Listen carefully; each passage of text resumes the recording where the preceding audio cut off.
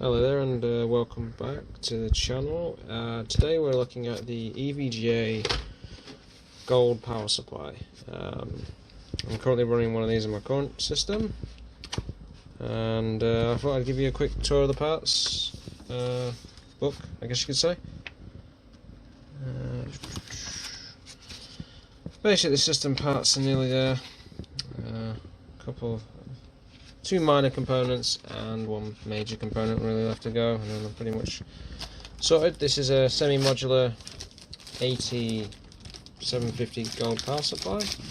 It was $74.99 on Amazon. As you can see, the output of it and stuff. That's it. I went EVGA mainly due to the fact that my current system's a EVGA power supply and I've had no issues with it. So, and this one's got an eco mode on it as well, which is there. I'm not taking that out of the bag because it's a bit of a pain in the butt, but maybe I should, but you know. There is a cables, obviously 24 pin, and your 4 pin CPU, SATA,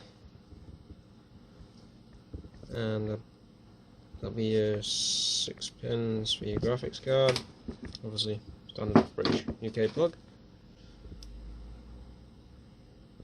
Yeah.